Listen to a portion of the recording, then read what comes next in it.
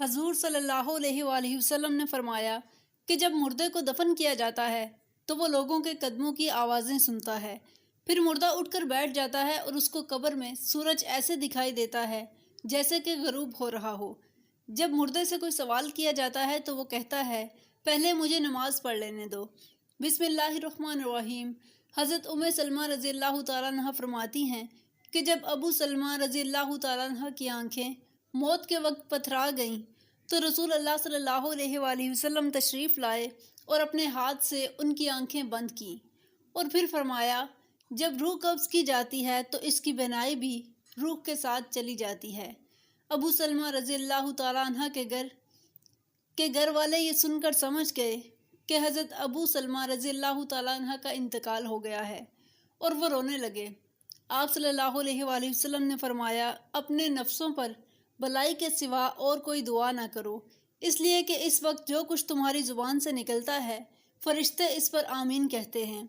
اس کے بعد آپ صلی اللہ علیہ وآلہ وسلم نے فرمایا، اے اللہ، ابو سلمہ کو بخش دے اور ان کا مرتبہ بلند فرما کہ ان کو ان لوگوں میں شامل فرما دے جن کو راہ مستقیم دکھائی گئی ہے، اور اے تمام جہانوں کے پروردگار، ان کو بخش دے اور ان کی قبر میں کشادگی فرما۔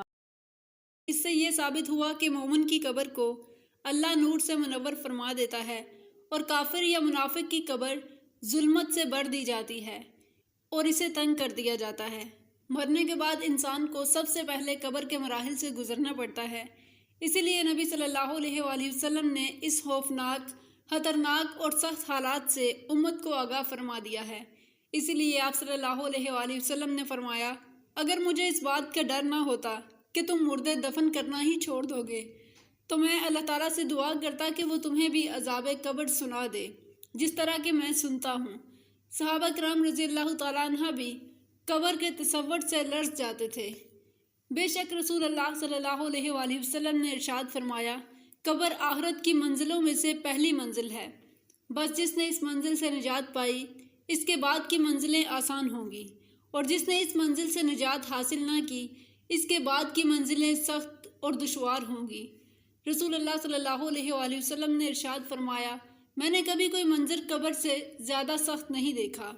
حضرت ابو ہریرہ رضی اللہ تعالیٰ عنہ فرماتے ہیں کہ رسول اللہ صلی اللہ علیہ وآلہ وسلم نے فرمایا کہ جب مردے کو قبر میں ڈال کر لوگ واپس آتے ہیں تو وہ ان کے جوتوں کی آواز سنتا ہے۔ اگر وہ مردہ مومن ہوتا ہے تو نماز اس کے سر کے پاس، روزہ اس کے دائیں جانب، زکوٰۃ اس کی بائیں جانب اور دوسرے نیک اعمال، صدقات و خیرات، صلہ رحمی اور لوگوں سے اچھا سلوک وغیرہ اس کے پاؤں کے گرد آ جاتے ہیں۔ جب اس کے سر کی طرف سے کوئی آتا ہے تو نماز اس کے قریب آنے سے روکتی ہے، اور اس کی دائیں جانب سے کوئی آتا ہے تو روزہ اس کو اپنے قریب آنے سے روکتا ہے اور آڑ بن جاتا ہے۔ جب بائیں جانب سے کوئی آتا ہے تو زکوٰۃ راستہ روک لیتی ہے اور اس کو قریب نہیں آنے دیتی۔ جب اس مردے کے پاؤں کی طرف سے کوئی آتا ہے تو اس کے نیک اعمال، لوگوں کے ساتھ حسن سلوک وغیرہ آڑ بن جاتے ہیں۔ پھر اس سے کہا جاتا ہے کہ بیٹھ جاؤ، چنانچہ وہ بیٹھ جاتا ہے۔ اس کو سورج ایسے دکھائی دیتا ہے جیسے غروب ہونے کو ہے۔ پھر اس سے کہا جاتا ہے کہ تم اس شخص کے بارے میں جو تم میں مبعوث ہوا تھا کیا کہتے ہو، اس کے متعلق کیا گواہی دیتے ہو؟ وہ کہتا ہے، مجھے ذرا نماز پڑھ لینے دو۔ اسے کہا جاتا ہے کہ تم عنقریب یہ کام کر لو گے، پہلے اس سوال کا جواب دو کہ تم اس شخص کے بارے میں جو تم میں مبعوث ہوا تھا کیا کہتے ہو اور کیا گواہی دیتے ہو؟ وہ کہے گا، یہ محمد صلی اللہ علیہ وآلہ وسلم ہیں اور میں گواہی دیتا ہوں کہ وہ اللہ کے رسول ہیں اور اللہ تعالیٰ کے پاس سے دین حق لے کر آئے ہیں۔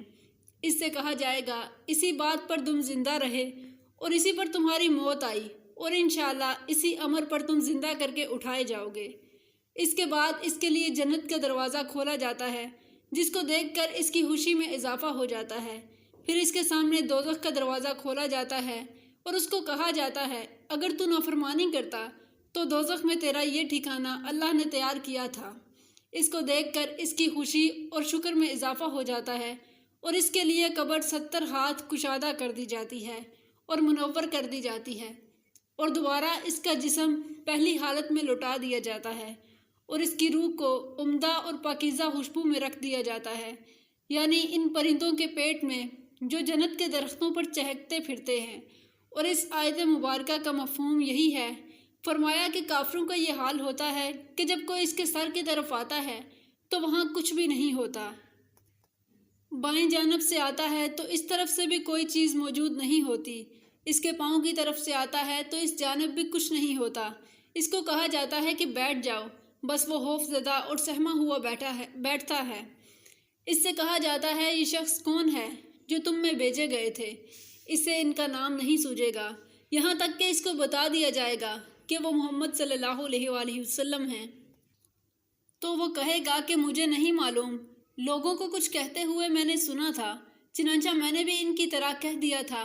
اسے کہا جاتا ہے کہ تو اسی بات پر زندہ رہا، اسی بات پر تجھے موت آئی اور انشاءاللہ اسی حالت میں دوبارہ زندہ ہوگا۔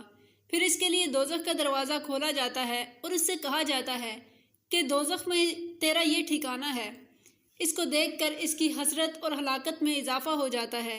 پھر جنت کا دروازہ کھولا جاتا ہے اور اس سے کہا جاتا ہے اگر تو فرما برداری کرتا تو جنت میں یہ ٹھکانہ اللہ تعالیٰ نے تیرے لیے تیار کیا تھا۔ اس کو دیکھ کر اس کی حسرت اور ہلاکت میں اور بھی بڑھ جاتی ہے۔ پھر اس کی قبر اس قدر تنگ کر دی جاتی ہے کہ ادھر کی پسلیاں ادھر نکل جاتی ہیں۔ اللہ تعالیٰ فرماتا ہے کہ جو شخص میری اس نصیحت سے اعتراض کرے گا تو اس کے لیے تنگی کا جینا ہوگا۔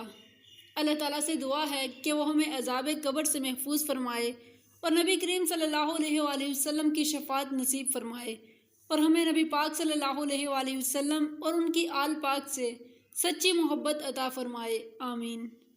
دوستو، امید ہے کہ یہ ویڈیو آپ کو انفارمیٹیو لگی ہوگی۔